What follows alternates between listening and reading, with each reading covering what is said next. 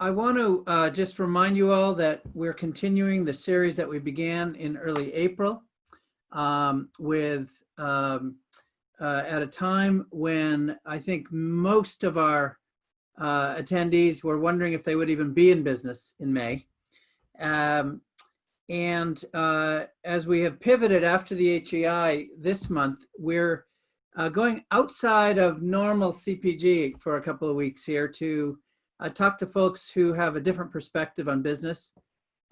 We will on Tuesday be with the amazing Wayne Wu from VMG Capital, who has a kind of a big picture view of, from an investment point of view, of where the markets are going that I think you'll want to hear. And then a couple more, and we'll show the at the end, we'll show our upcoming schedule.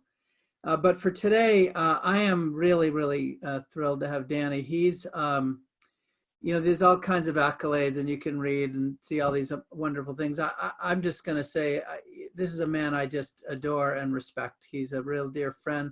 Danny has always been an inspiration for me about the notion that not only is giving back not something, not a compromise in business, but it's actually a means to better business. It's what makes business.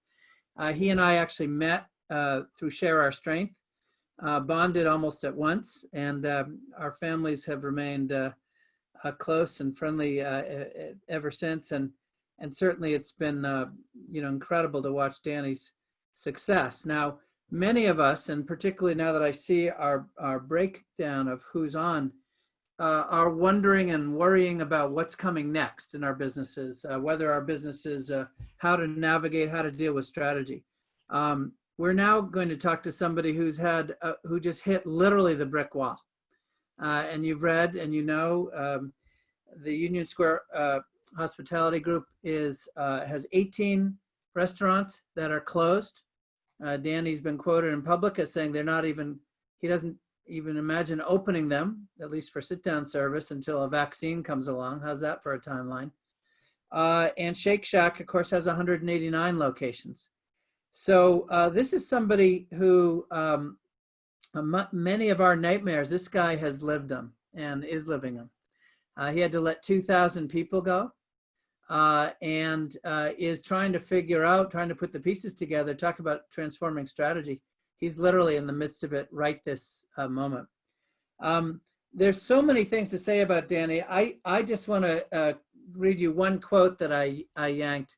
By the way, if you haven't read Setting the Table, The Transforming Power of Hospitality and Business, just, you know, pause this and go out and get it on Amazon. It is a transformational book. It's a book that has anybody who sells to anybody has to read this book. It's about as simple as that.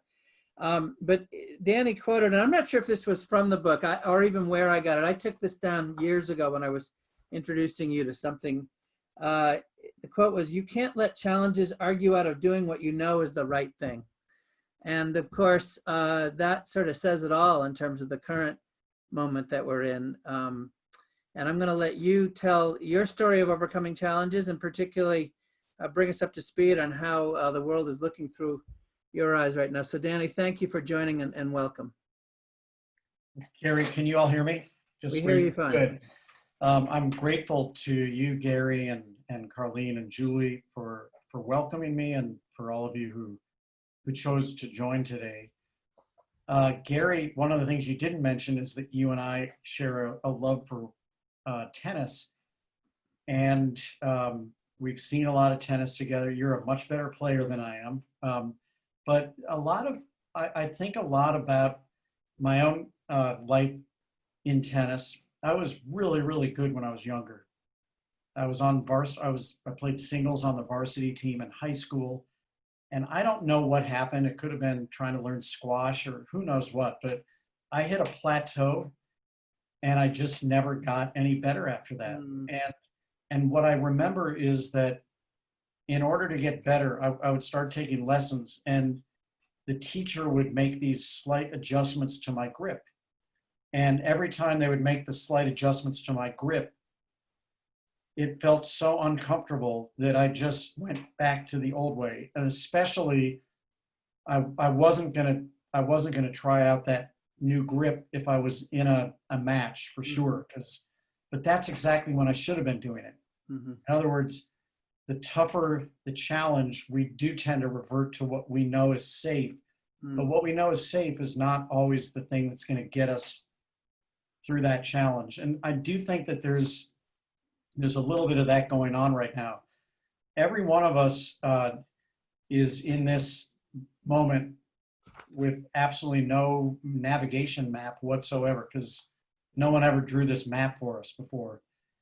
And yet, something that I've been thinking about a lot is that way before I ever knew how to read a map, I went to a summer camp and they taught us to use a compass. And the compass tells you which direction to head in, even if it doesn't tell you exactly where you are or exactly how long it's going to take to get there. And we all have a compass. And as much as we know that whatever got us here is not going to get us there, i.e., so many people are talking about things like, I'll see you when we get to the other side of this, or whatever it is they're talking about. We don't really have a way to get there except for our own compass. And the compass, even though whatever got us here won't get us there, I would say whoever we are is the thing we need to get us there. And every single day, I'm just trying to rely upon that. And every one of us has our own set of values that have stood us well to do all the good things we've done. And that's what we're trying to call upon right now. Now, our company, Union Square Hospitality Group, has 4 family values. They're not right for any company other than ours. Just like whoever you are, you have a family and your own family has family values. Ours happen to work. They work, especially, it's a grip that works, especially when you're up against a very challenging foe. In our case, those values they're easy words to say. What they mean and how we do them are where the rubber hits the road. It's excellence, doing the thing you do as well as you can possibly do it, and figuring out how to do it even better tomorrow, honoring the fact that you made mistakes yesterday because you're a human being. So excellence, hospitality, doing the things you're trying to do well in a way that make other people feel better. Third one is entrepreneurial spirit, which is kind of how Gary and I fell in love with each other, which is trying to figure out a fresh way to solve problems and doing it in a way that is somewhat original, because if that's what the times call for, and if ever there were a time for entrepreneurial spirit, I would say this is it. And then fourth is integrity, which is having the judgment to do the right thing, even when it may not be in your own self-interest and even when no one else is looking. And so that's our map. That's the only map we have right now. And it works when times are tough. It works when the wind is at your back and the sun is at your face, which is something we all cannot wait for. Because there's none of us in a macro sense who have felt, I guess there's some people who have felt some wind at their back. As a matter of fact, we have a business called Enlightened Hospitality Investments, and we pick businesses who are already, it's not venture capital, so it's growth capital for businesses that have already shown some success, but the gating factor is their culture, and it's businesses that are led by people who believe when you have a stakeholder model where you create a virtuous cycle, where you begin that virtuous cycle with putting your own people first and putting your customers second and your your community third and your suppliers fourth and your investors fifth as a virtuous cycle, you end up in a much, much better spot. And at least 3 of the businesses that we've invested in are actually doing better during this time than they were going into it. We're not, as a restaurant, primarily as a full service restaurant company. I do want to share, and a lot of people look at me and they think I'm a hamburger guy because of Shake Shack. I am the founder of Shake Shack, and I'm the chairman of the board of Shake Shack. I should just note that my comments today are, I'm not the CEO of Shake Shack. It is a separate public company. So my comments today are wearing the shoes of an independent restaurateur. The businesses we have are full service restaurants. They're all different businesses. It's everything from very, very refined dining, like at the Modern or Gramercy Tavern or Manhattan, to places that are a little bit more casual, like a barbecue place, Blue Smoke, or a jazz club, the Jazz Standard, or a fast casual restaurant called Daily Provisions. And I think what we're seeing more than ever right now is that it's going to be a long road back. And Gary, you told the audience here that we laid off 2,000 people. That was within about a week and a half, maybe a week of closing all of our businesses, which was a full 4 days before New York City mandated that. Mm. And it was a crazy, crazy hard decision. How do you reconcile being a business that puts people first and in the same breath say, you don't have a job right now? And the only way we could reconcile that is to say that if we go out of business because we have no revenue, and we have enough cash this minute with our existing payroll to get through about probably something like 11 weeks. 11 weeks, that's what kind of margins our industry has. Mm. So we could keep everyone on staff and go out of business and never be back here to employ you, or we could take this really, really bitter pill and give you the opportunity, hopefully, to get towards the front of the line for unemployment insurance while we try to weather this thing. So that's my long introduction. And what I'm really looking forward to is having a dialogue with my guru over here, who's looking more and more like a guru every day that he is. Hi, Gary. Danny, I am very eager, and I know everyone listening is to talk about the present, but I need to first just take advantage and go way, way back in the Wayback Machine. People look at a Union Square Hospitality Group and these amazing, iconic names. Okay, this is long before Shake Shack, and these incredible experiences that you have provided, and and then they look at your philosophy in your book, and I know you probably hate this, me saying this, but you make it look easy. I mean, when one goes into one of your restaurants, honestly, it's like being in a womb. It is so, the attention to detail and the attention to service and from what goes in you to what is around you, it's just incredible. But did you just know how to do this from the start? And of course, that's a rhetorical question. I mean, talk to us a little bit about your learning curve and how you got to this place of understanding hospitality so well. There had to be some bumps. Oh, there's always bumps.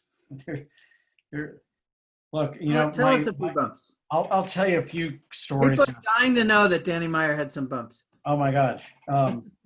Lots and lots and lots of bumps along the way. I think the important thing to start with is that I grew up in St. Louis, Missouri.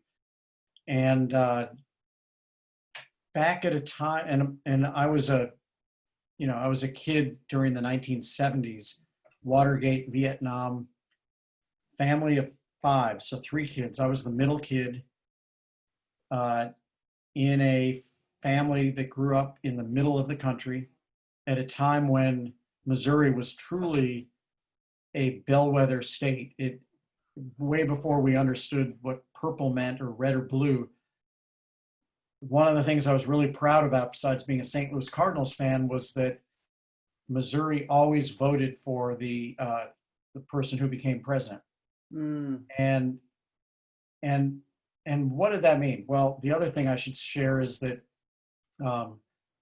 my mom's side of the family from Minnesota and Chicago, St. Paul and Chicago, were really, really arch Democrats. And my dad's side of the family from St. Louis were arch Republicans. And so growing up at this time where every single night at the dinner table, the nicest way I can describe it is there was a discussion. And, you know, I was the guy in the middle, and I wanted everyone to get along. That's just how I was wired. At the dinner table itself, which is where these discussions took place, over food, the food was the comfort, and my role was to try to find ways to make people feel better, because that made me feel better. I didn't like being pulled in two directions. And I'm bringing that story up because I think that inadvertently, I was developing my career, which was using food and the table to bring people together. And I also found myself incredibly interested in politics and in issues. You know, so much so that I was volunteering to work on campaigns from the time I was 10 years old.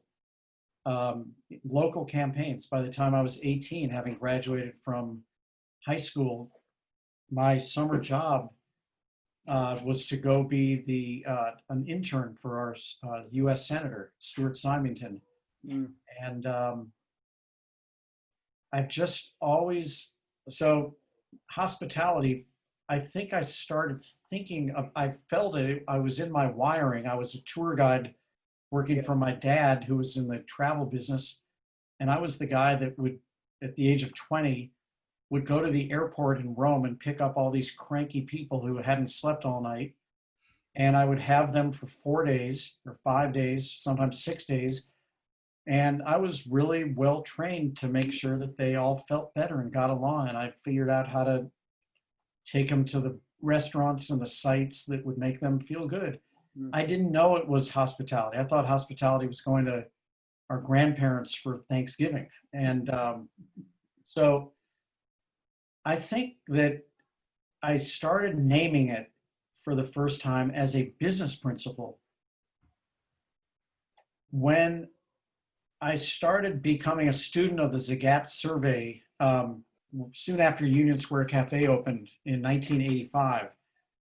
And every single year, no matter how well Union Square Cafe would do with the three things Zagat asked about, food, decor, and service, we would always do even better when Zagat said, now name your 5 favorite restaurants. There came a year when Union Square Cafe, I think, had risen to number 3 of New York's 3rd favorite restaurant.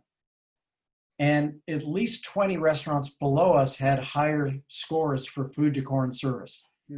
So I said, there must be something Zagat has not asked people about. And it hit me, you know, like a rock. And I said, service and hospitality are completely different things. Service is the technical delivery of the product. And there are restaurants that do that even better than we do. But hospitality is the way you make people feel while they're getting that service. Very different thing. Emotional on one hand, technical on the other. Yeah. And I just started becoming a student of that word. And I started teaching it to our team. And I knew I was onto something when there was a year when 100% of our restaurants were in the top 50 of New York's favorite restaurants. In fact, I think 4 of our restaurants were in the top 10.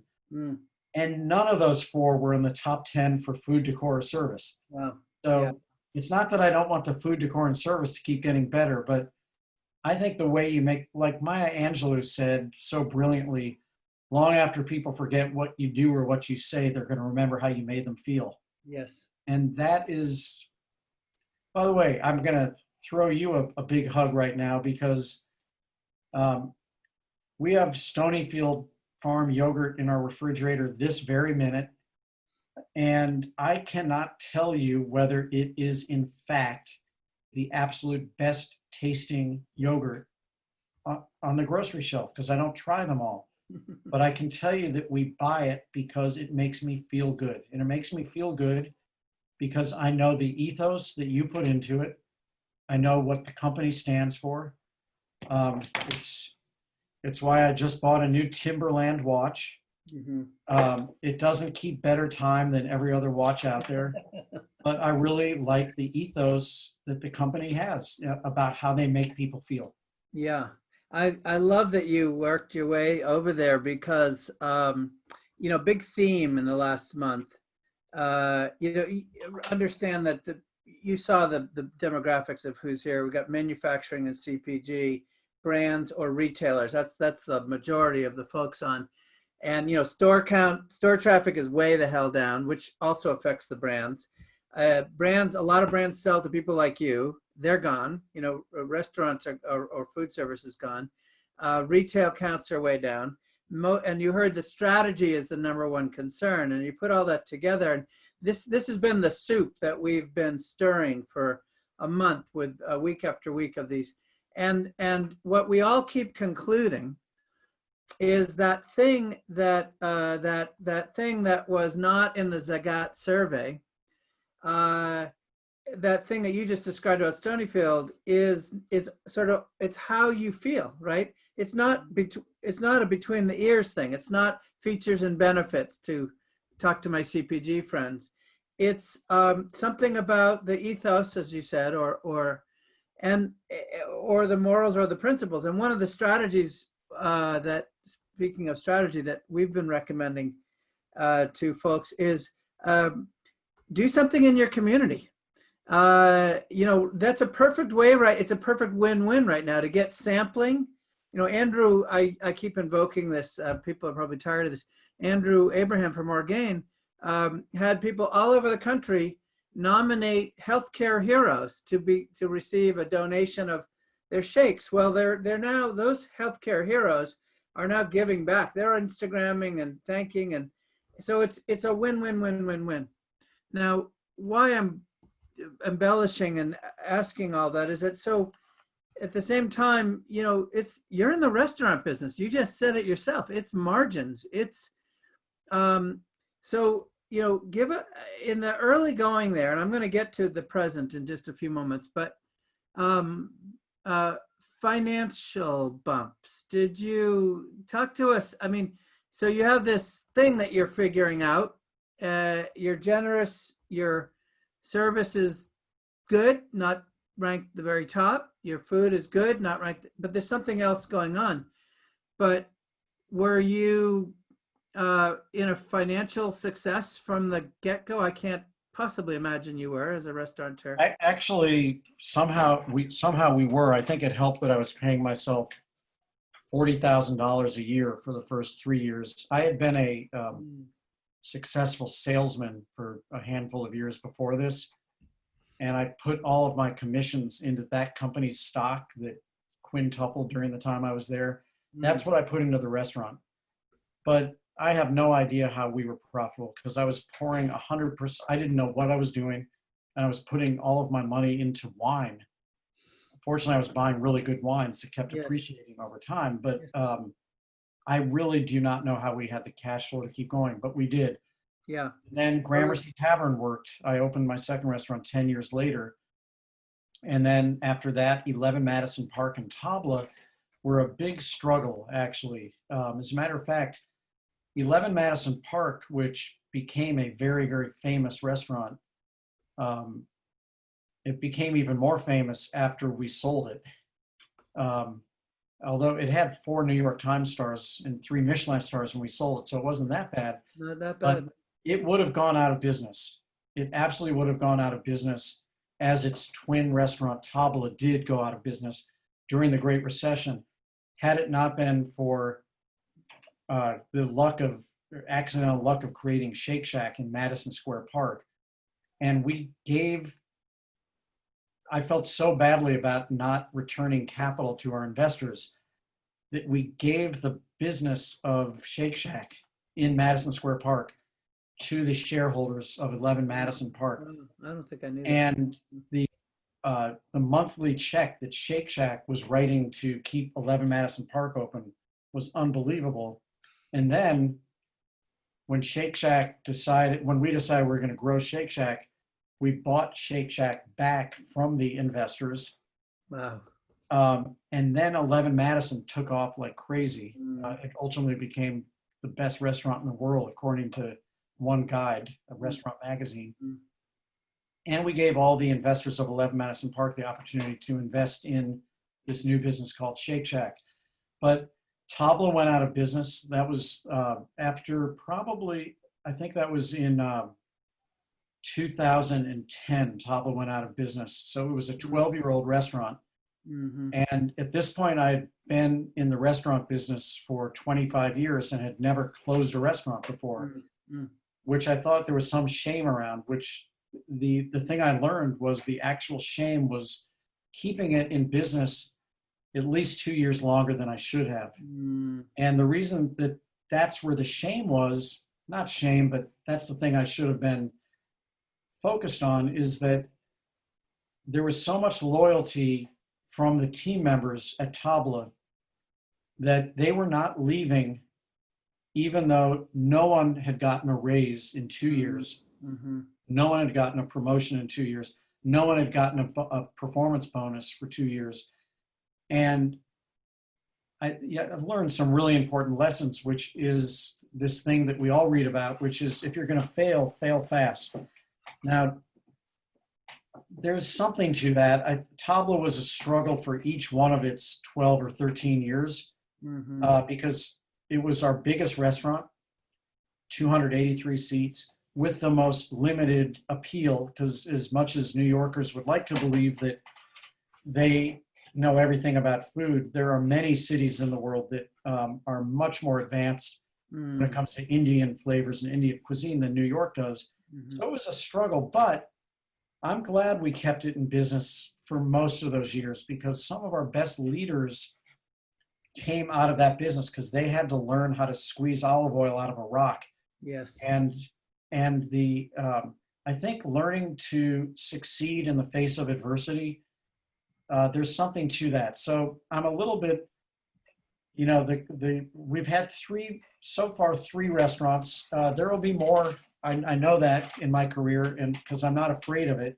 I think if you're an entrepreneur, you have to be willing to try things that might or might not work. But I do think that I've learned the lesson of trying to take risks and be willing to fail more quickly. We had a pizza restaurant, which I thought was a great idea. It was called Martina. And it was based on our restaurant called Marta. Get it? Martina, Little Marta. And the goal was to have the same quality, but with a quick serve model and a much, much lower price. Made sense to us. We either picked the real estate wrong or the timing wrong or the design wrong. I still don't quite know what it was, but the thing we did do during this bump was to close it. I think it was probably 12 or 13 months after we opened it.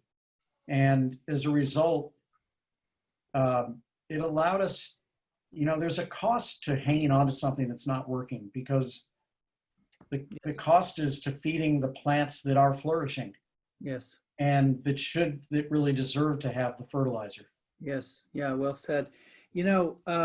I'm dying to hear more about the post-recession, but we are starting to get some questions. And by the way, I want to encourage folks on like Julie said, pop your questions in the Q&A. We're going to come to them very shortly. But let's pivot to the present, because you yourself have said, here's these 18 restaurants that you don't see them opening. I mean, I think, to paraphrase a number of the press, and I'm saying this because the press, I'll just kindly say, isn't often right, or certainly always right. I will be glad to speak for myself, but go ahead. Good. Yeah. Well, the commentary, I think, was, why open and put employees and customers in a place where they're feeling uncomfortable with half filled and not make much money in a marginal business anyways. And, again, sit down is a lot. I mean, many of us, just by virtue of listening to you, are probably recognizing our good fortune that we get to sell to people who sell to people.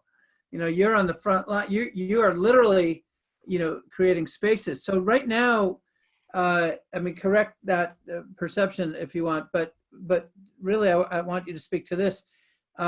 There's just, I know that you're taking a look at the different world that we're going to have.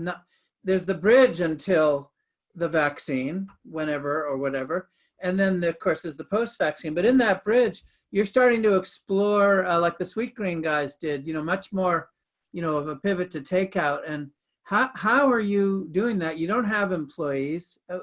Talk to us a little bit about, because again, strategy is the number one concern here, right? So let's get a little window into how you guys are thinking strategically, and where's, because that's a different model, right? So where's that going to come from? So the number one strategy is to survive, and it starts with human survival.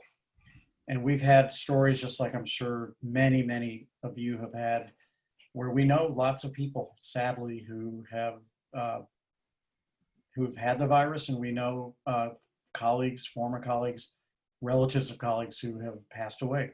Yes. And so from the get-go, survival has been the thing number one. And once you make that choice that you don't want to put your team in harm's way, and therefore you don't want to put your guests in harm's way, you're also making a choice that is going to counterintuitively make it even harder to survive as a business.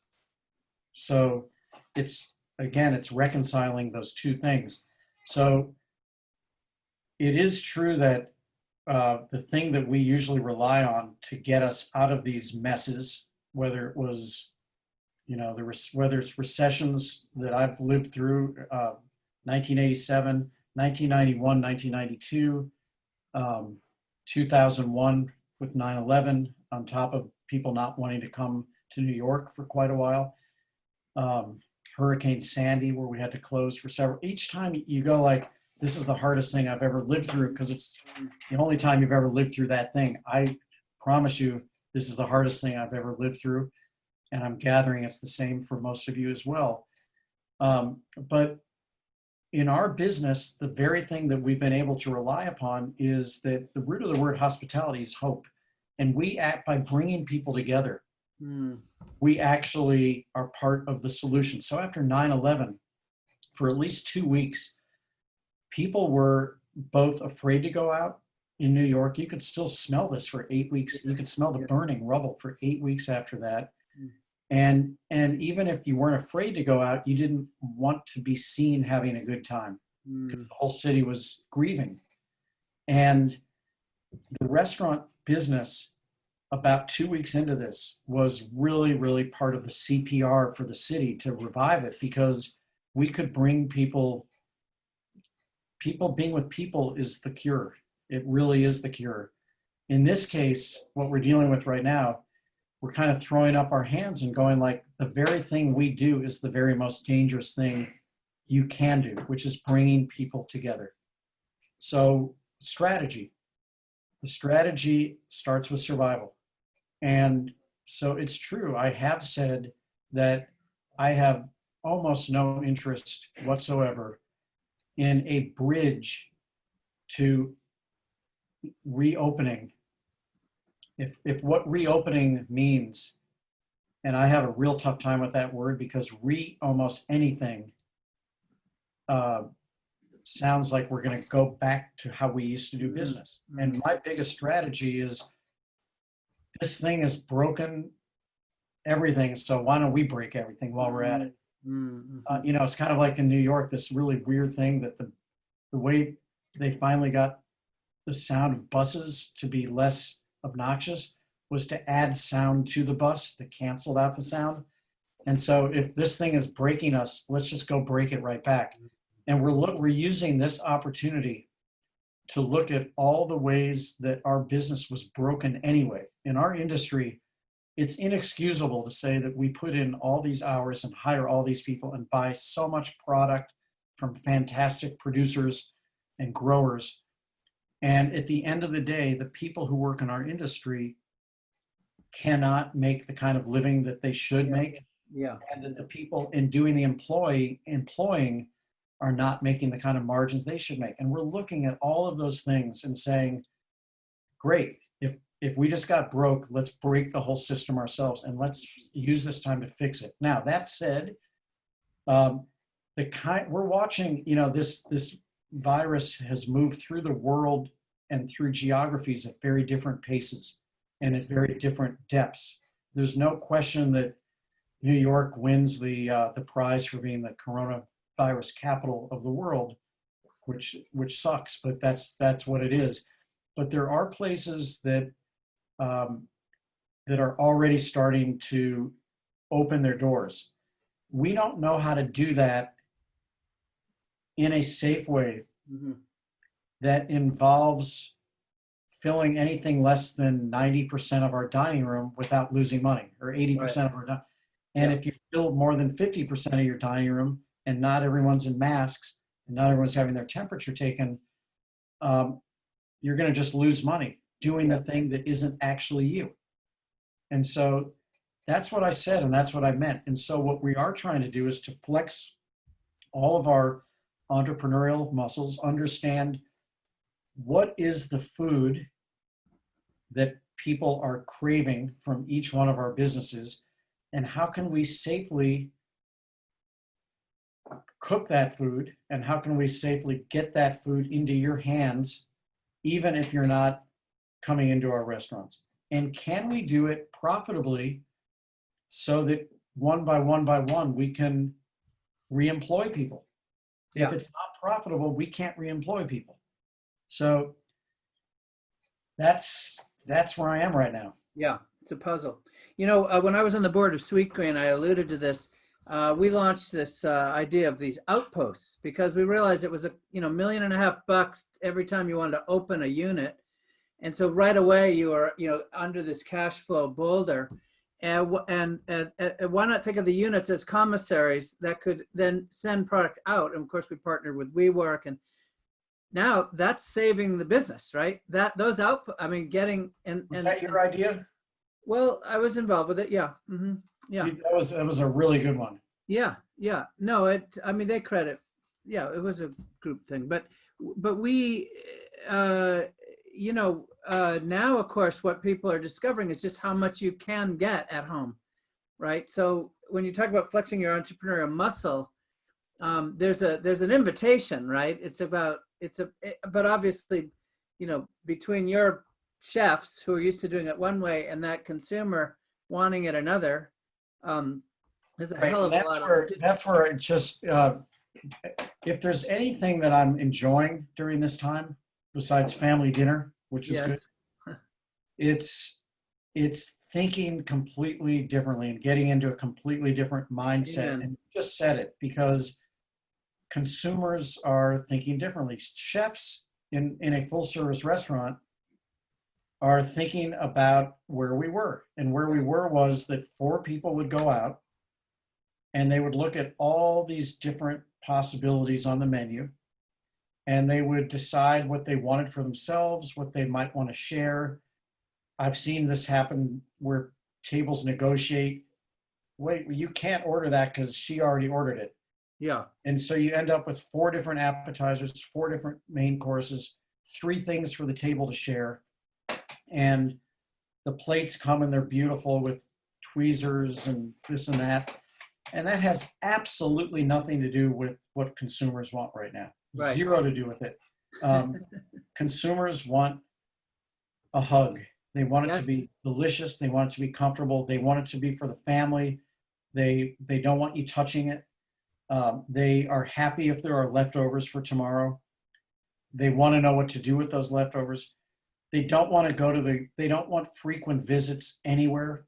They don't want to go to the grocery store a lot of times. That's generating and stimulating some really cool thought, because if you are Gramercy Tavern and after 26 years, everyone knows that everything you serve in season came from the green market and you've got all these relationships, you will probably trust Gramercy Tavern to send you a Gramercy Tavern CSA of groceries, along with a meal kit with instructions, along with, let's say, fried chicken, which was never on the Gramercy Tavern menu, but you know, what then you got to get into the other mindset, which is that I find that people who are having curbside pickup or delivery from restaurants are not doing it every night. They're cooking more than they've ever cooked. That's right. And you've got to get into that mindset, and you've got to say, all right, well, on the night that you don't want to cook, what do you feel like eating? And it's probably something you never would have cooked for yourself, which is why fried chicken, as an example, makes sense. I'm not doing that in my house. Right. I'm not making sushi in my house. I might or might not be making pizza in my house. So you start to get into a whole different mindset of the kind of things that people want today and what they don't need. The good news, there's so much good news in this. People are cutting each other slack. They're cutting restaurants slack. Yeah. If you're only open 3 days a week and it's only for 3 hours and I've got to get in my order 3 days in advance, I will do that because I trust it's going to be good. Yeah. Yeah. And I'm trying to convey to our teams, the best way to get big soonest is to start small right now. And you hit it on the head, which is, and once you figure out how to safely bring people back to work, the first customer should be the community. And it's not about revenue. It's about just get up on your feet. Just get up on your feet and feel good. Have that higher purpose. You know, why am I taking the risk to come into work when I could be getting $1,000 a week on unemployment insurance? And there better be a higher purpose reason for that. And if the first thing you do is to feed people in the community who otherwise would not be fed, that's going to help. Yeah. You know, it was striking to me, and we've got a pile of questions, so I'm going to go right to them with the 25 or so minutes left. It was striking to me in Marin, which was one of the early places to do shelter in place. People came to the rescue of their local, you name it, pizza maker. But what was really cool for me was watching these breweries, because people would line up 6 feet apart with their growler every night, you know, from 4:30 until 6, and you know, the guys in there were masked and, you know, filling their growlers and you know, you could have bought a case of it, but they wanted to come back each night. That was their version of saying, we're here for you, we're here for you. And you know, that place is back open, and all those employees stayed going, and they compressed all their revenues into an hour and a half a day. It was absolutely fascinating. So here's a question from Robbie Vetrano, who you might know.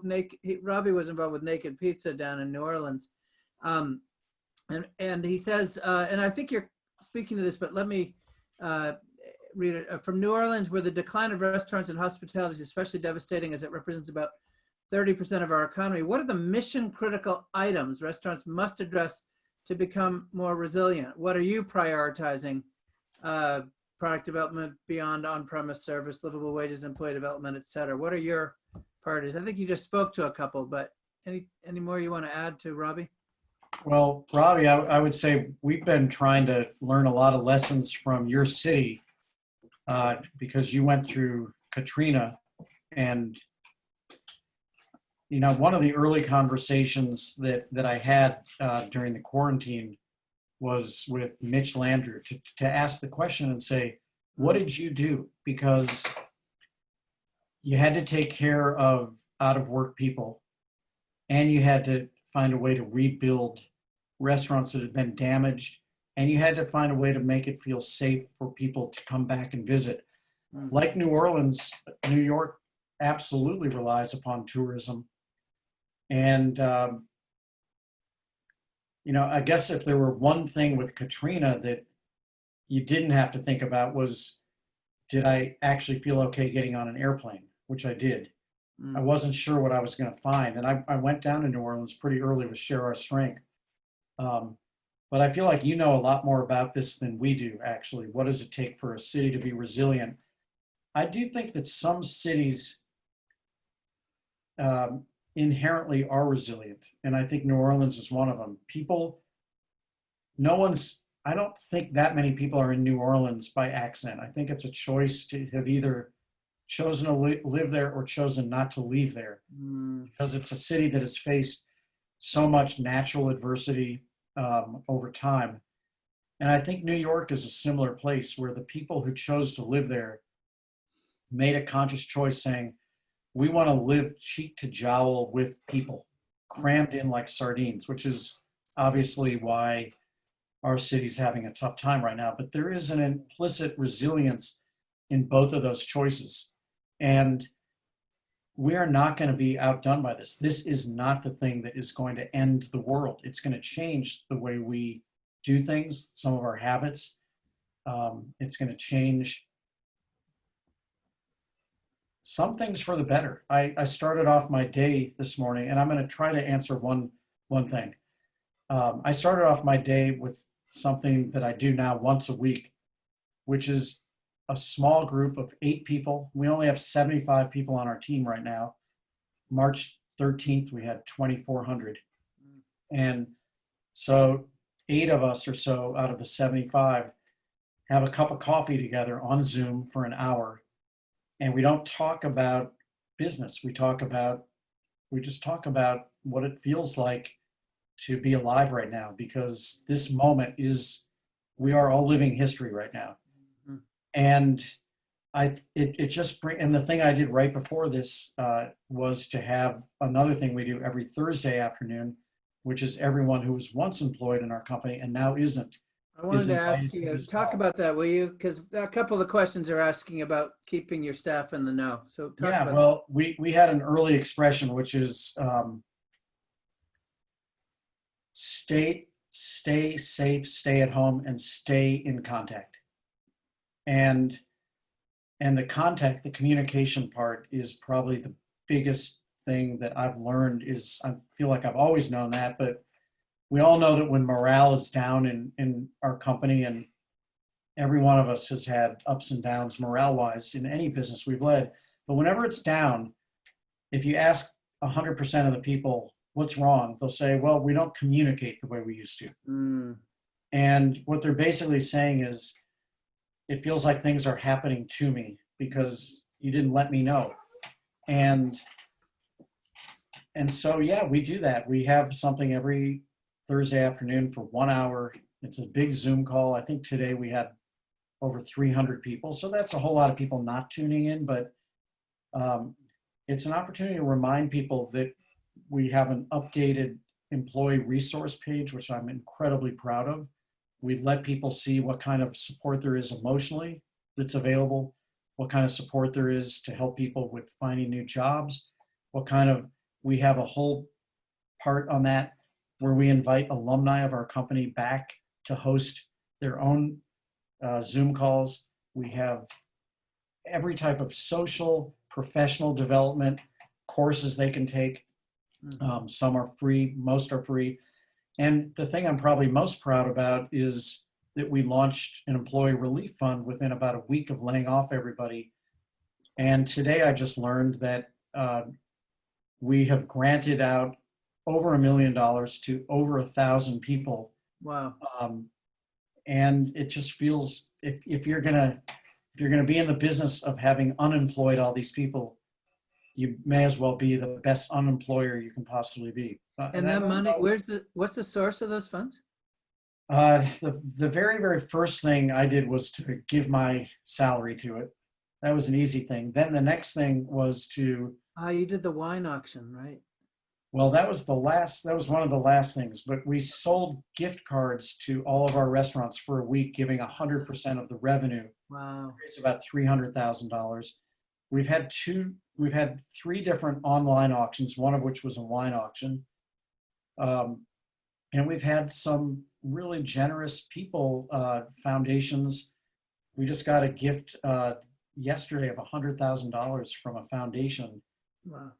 It's great to be able to know that the money, there's no BS, as that sign says over your right shoulder, Gary. The money goes right through. There's 0 expenses connected to it. The employee has to apply. There is a board because it's a 501c3.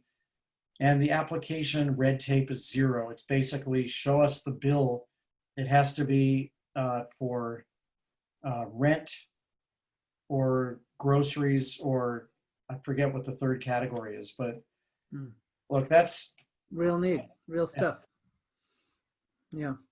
So let's pivot for a moment to suppliers who obviously are also can I say victims. one thing, Gary? Speaking Yeah. of suppliers, the last auction we did, which ended this past week, I was really proud that at least I think 10 of the auction items were one of our suppliers paired with one of our chefs.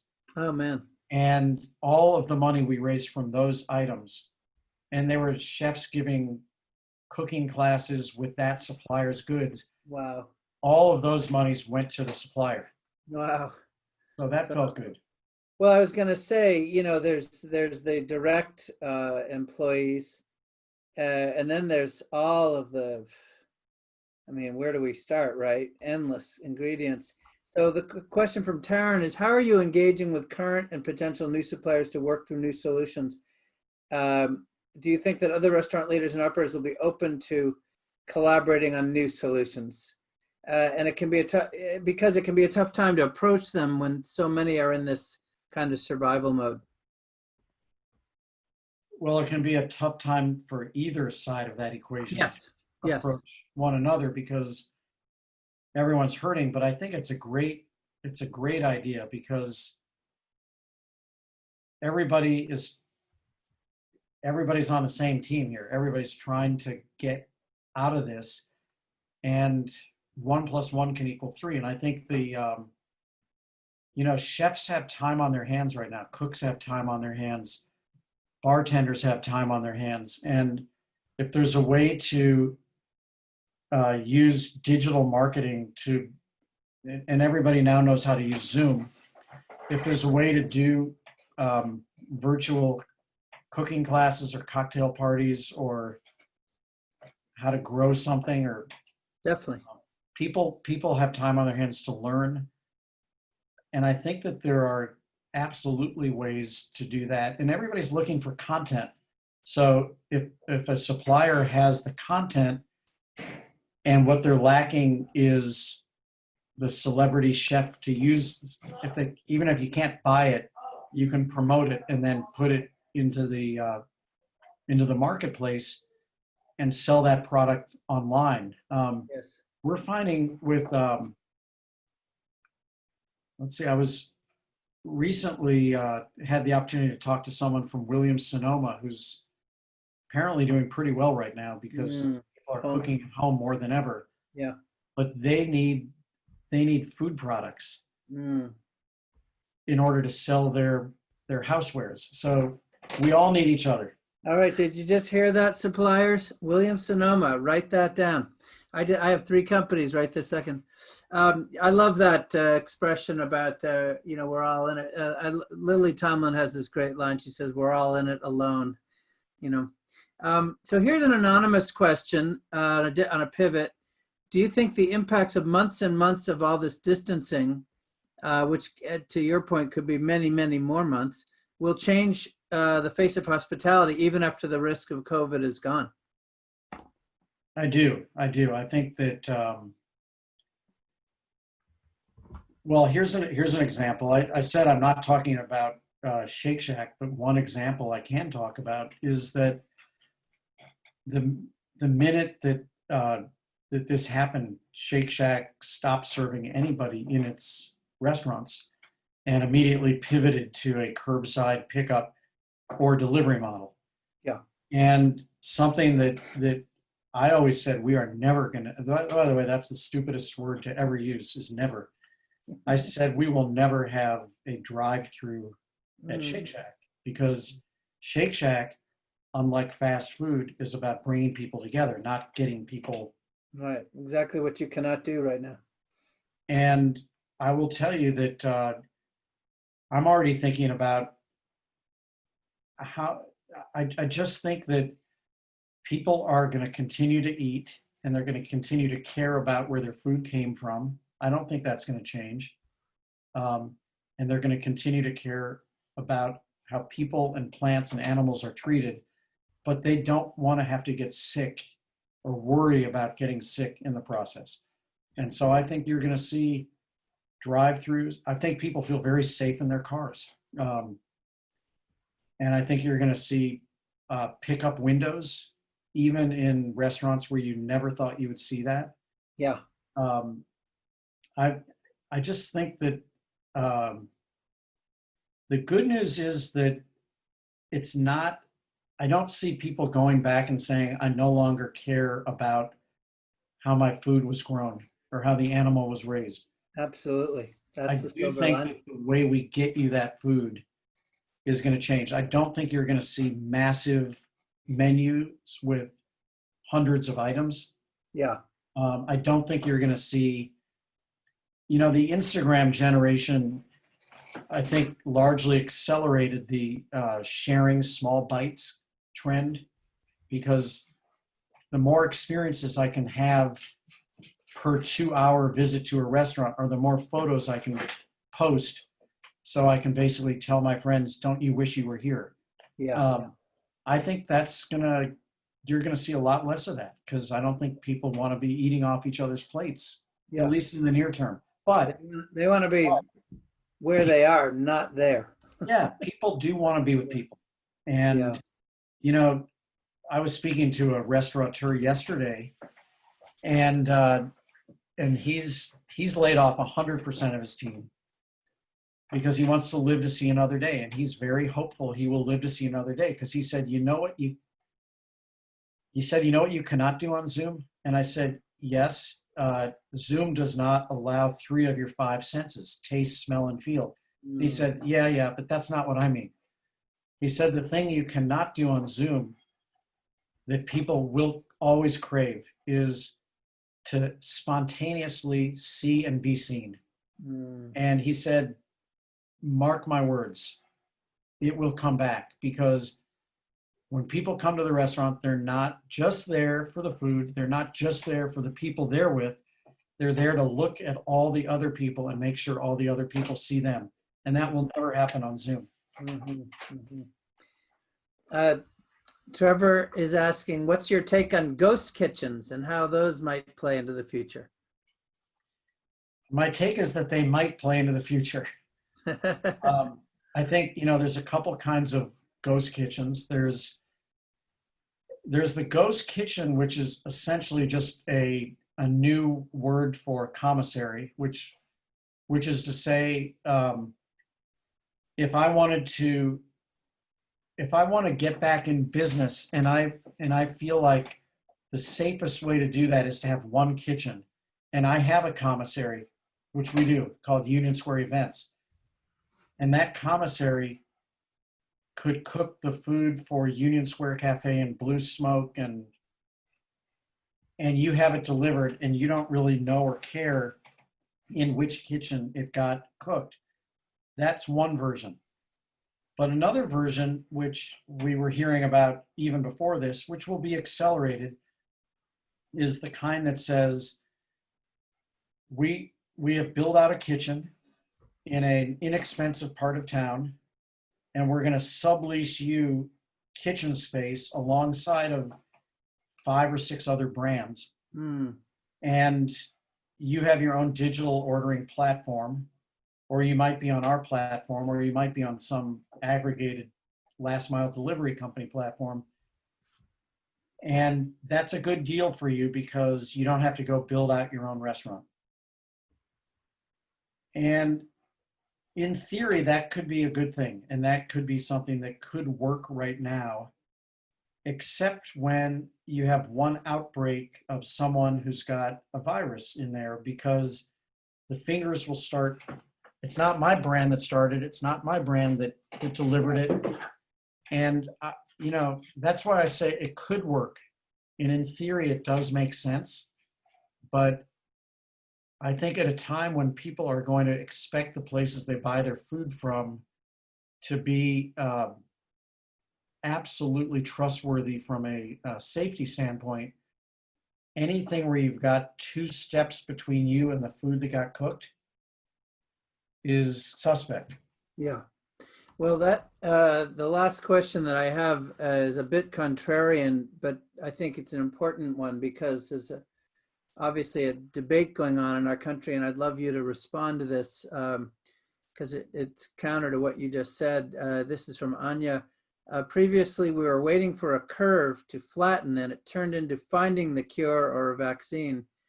The question is, how do you feel about other narratives from scientists who share facts that this virus is not as deadly as it's been painted, and our business could actually be open and running regularly? And specifically, how do you see the future of hospitality if our leaders continue to keep us from choosing if we're taking our risks, which we see this playing out politically around the country?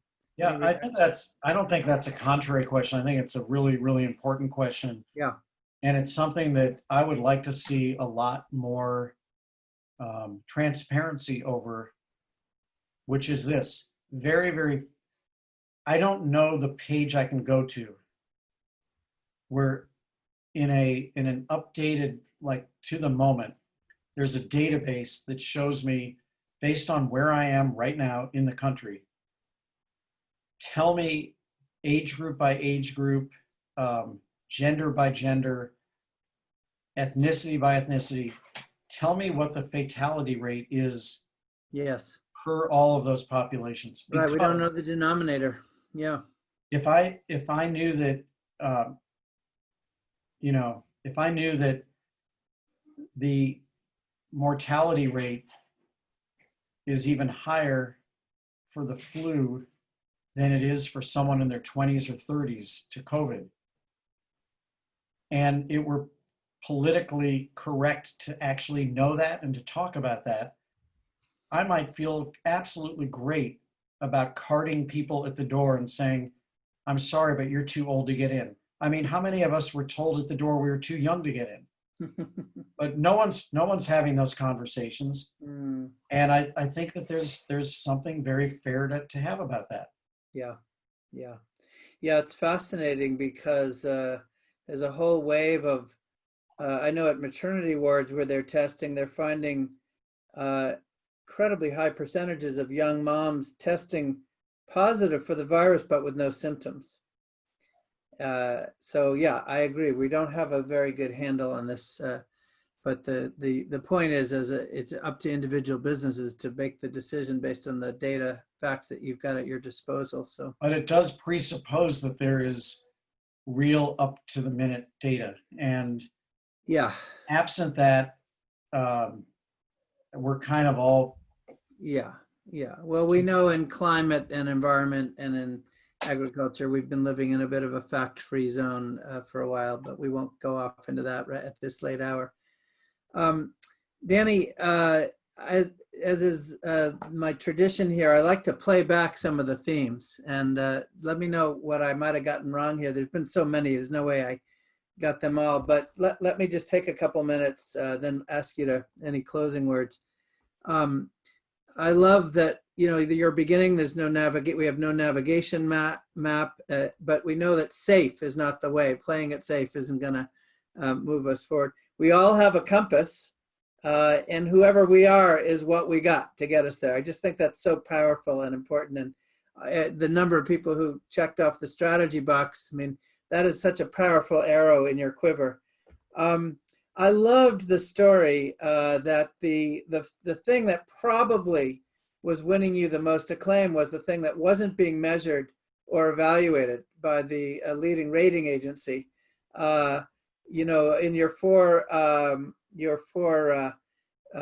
mission, hospitality wasn't even being measured by Zagat, and as you say, it's different than service. It's how people feel. And boy, I just think that's you said our values are our map, and boy, if there was nothing else that people take from this conversation today, hear that one. And I see that day in, day out, and I loved your Stonyfield example. And by the way, on Stonyfield, we can't keep in stock right now with the quartz, the large size.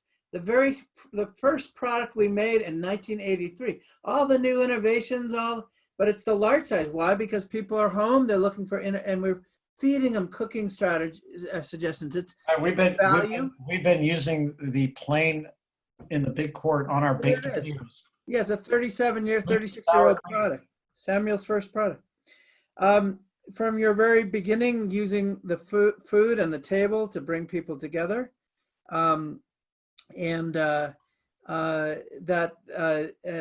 now you need new rules because that's exactly what you can't do. And so, reminding us all that the number one strategy is to survive. It's not a throwaway line, and I think it's really utterly important that we all hear that. So let me just see. Well, I love the line flexing our entrepreneurial muscles. That's what you're trying to do now with the remaining staff. And I think that's exactly right. It's that small group of people needing to invent and think differently, as you underscored. And I loved your admonishment. Get back on your feet and feel good. Have that higher purpose. And then the line that has really been a theme throughout our series, which is that, people are not only not going to care less about their food, but actually right now, post-COVID, and we're seeing it right in the middle of it, people care more. The connection, I always describe the 1.5 million moms who keep Stonyfield alive, but that we know statistically that's grown to 3 million people who now understand that we are what we eat. And I think that this idea of leading with your values, leading with your principles, leading with those qualities that speak not to hear, but to hear is, really the overarching theme. And I'm so grateful for you for recapping that for us. Is there either anything I missed or anything you want to emphasize before we wrap up here? Besides a big thank you to all of you, I think the other thing that I didn't say earlier is just this daily seesaw where on one of the two seats is reality and on the other one is hope. Because those are the thing, and just like a seesaw is almost never exactly even if the two people weigh exactly the same amount of weight, and I feel like every day that's what we're all grappling with is what's the reality that we've just learned and been updated with that day, and what is there to be hopeful about? Yes. How do you communicate that effectively and truthfully to people? Yeah, and I should have underscored another theme you hit at the very end, which is we're kind of flying blind without a lot of data here. So you got to work with what you got. So agreed. Carlene, if you could quickly flash up the slide, the closing slide here about the quickly, Danny, we're just going to touch on the next couple of these webinars just to remind folks. Wayne Wu next Tuesday. Jane Miller, the CEO of Lily's, will be on, and Marcy Zaroff, who's bringing in an entirely different perspective in the eco-fashion world. And then we believe we have a group of chief marketing officers from some of the leading companies talking about the strategies they're adopting as they reinvent themselves on the 28th, but stay tuned for that. Danny, once again, thank you. You began your day with coffee with your troops. You should have ended it with the 300, but you were generous with us, and we're still going to get you home for family dinner since it's about 50 feet from you. And honestly, thank you. But thank you too for not just your time, but for really being a philosopher here who's helping us to see the big picture. This is one of the ways that us gray hairs can, we may not be chefs, but we can contribute, right? But honestly, we're indebted to you for your leadership, for your role model. Everybody read Danny's book. It's directly relevant to how we're going to come out of this thing. So again, thank you. Thanks, everybody. All right. Good to have you. Bye-bye, everybody. See you next Tuesday.